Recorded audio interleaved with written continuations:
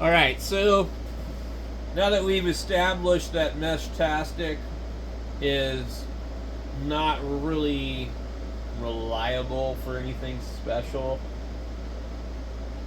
what do? Well, we sit and wait and see if anything happens, guys.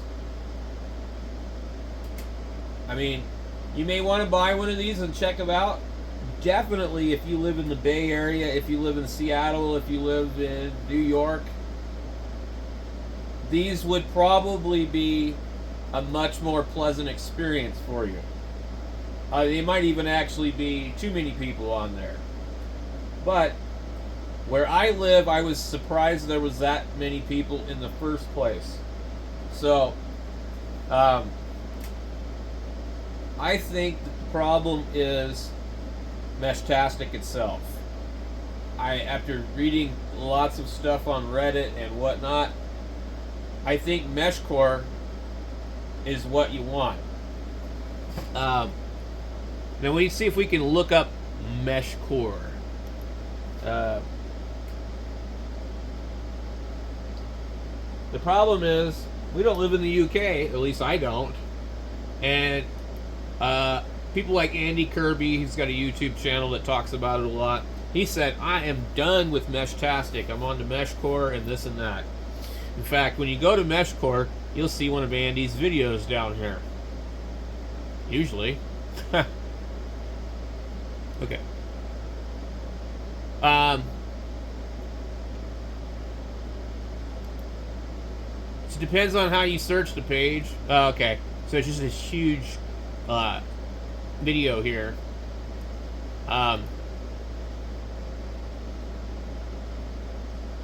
And we don't have any sound because I turned it down. Let's see. Hold on. Hold that thought, guys. Alright. Plenty loud. Messaging system that doesn't use the internet. So you can use... Welcome back to the channel. Today's video is about how to get started with meshcore.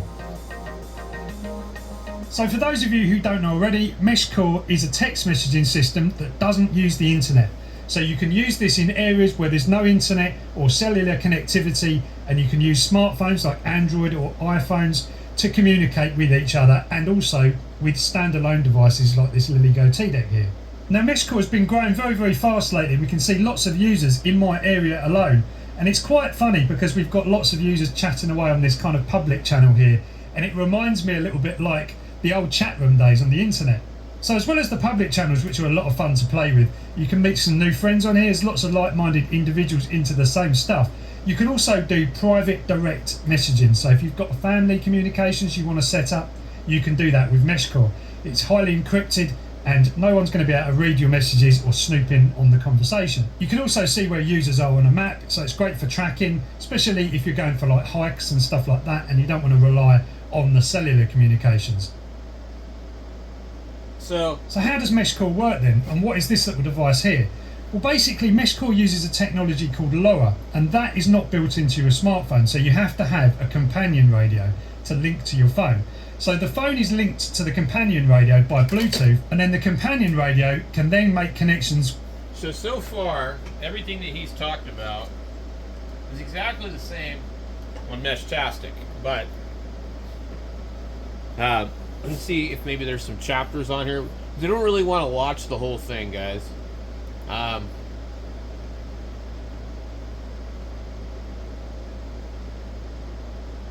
So he goes through a lot of stuff about it, but we're not going to get anything out of watching this because, well, I mean, you can watch it on your own, but there are certain devices that are supported by certain things that have the web flasher right here. And you click this, and you need to be in Google Chrome or any Chromium browser. But it gives you a little picture of which ones work. Here's the Heltec right here. I don't know why they insist on showing it in that cheap plastic case. But anyway.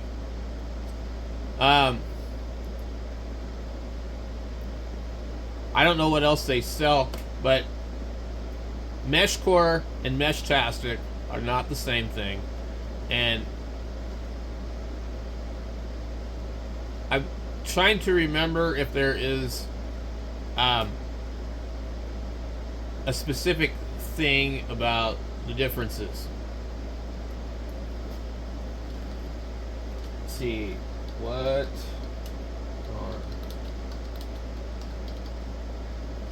Okay, so I love the AI overview now. MeshCore and meshtastic are both open source LoRa mesh networking projects, but they differ in their approach to routing and target audience.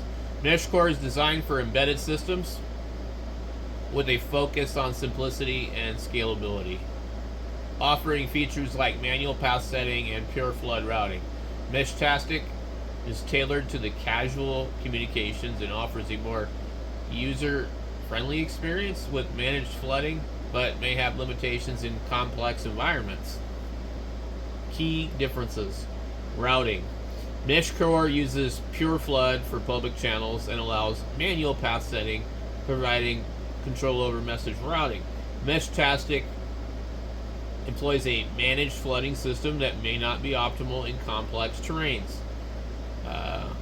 Target audience. MeshCore is designed for embedded applications focusing on simplicity and scalability. Meshtastic optimized for casual communications and offers a user-friendly experience with a mobile app. I don't agree with that at all. Scalability. MeshCore balances simplicity and scalability. Meshtastic, while scalable, its managed flooding approach might have limitations. Complexity. Anyway, let's see. There's just all sorts of stuff on this topic, but this is the video. Oh my god. Dude, you're killing me. Why is your volume so freaking loud on your video?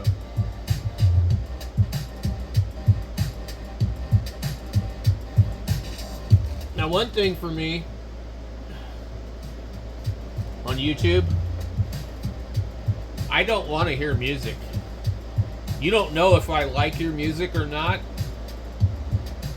I think the best thing to do is never use music on YouTube because you're severely alienating other people. I'm getting asked at the moment is, what's the point in MeshCore? Meshtastic have released 2.6 now, so there's no difference. Why should I just use MeshCore instead of Meshtastic? Well, I want to get some things clear because MeshCore is nothing like Meshtastic, and just fixing DMs does not make Meshtastic anything like MeshCore. One of the biggest benefits to MeshCore is its ability to be able to set manual paths. So on Meshtastic, if you send a message out, you don't really know where your packets are going to end up. With MeshCore, you can actually program in a proper path. So for example, you can tap on this little icon here and you can say, I want to route through that repeater, and that repeater. Oh wow. Go. And it will only use those repeaters to make the contact. On Meshtastic, it's anyone's guess where the packets are going to end up. And in complex geographical terrains, the flood routing method that Meshtastic uses is quite compromised. Now, I would actually quite like to do a side-by-side comparison, MeshCore versus Meshtastic, and I think I will do at some point, but at the moment it's quite difficult because quite a lot of the UK has already gone over to MeshCore. And bearing in mind the project has only been going less than 3 months, it's been really great to see you guys jump on board this and show us the support you have, so thanks for that. Another great thing about MeshCore is the community. Everybody's friendly, everybody's kind to each other. We've got a great bunch of developers who listen and actually pay attention to any bug reports and just get things fixed. You won't find any trademark nonsense talked about on there. So MeshCore has a super slick interface. It works on Android and iOS. It's the same app on both. They look exactly the same. There's no janky different version for iOS. The experience is continuous across both platforms. So it's also got the pathing we talked about. You can manually set your paths. There's no need to kind of worry about when I send a message out, where is it actually getting to? You can define paths for your own repeaters if you want to do that. We've got a great community. Everybody's cool and just... All right, so that's enough of that.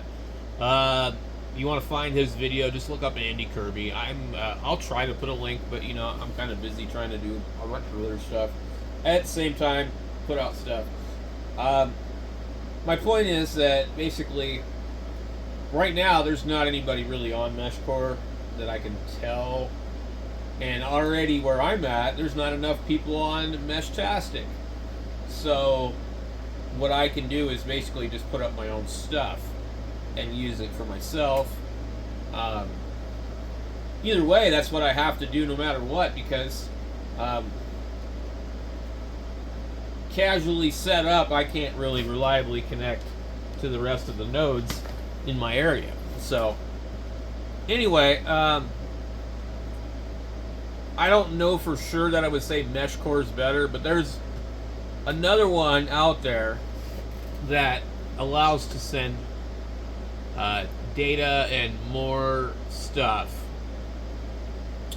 I'm not sure. It's Reticulum is one of it. Reticulum is meant to create network over non-homogeneous devices like LoRa, packet radio, TCP, blah blah blah, Wi-Fi. So Reticulum runs on something else. So Reticulum is one of the ones that are really interesting, and I got to do more research on it. But there's another project that uses Reticulum, so I'm just giving you guys some things to look at and think about, research. Leave your thoughts and comments down below. Some guys already know about this. So thanks for watching, guys.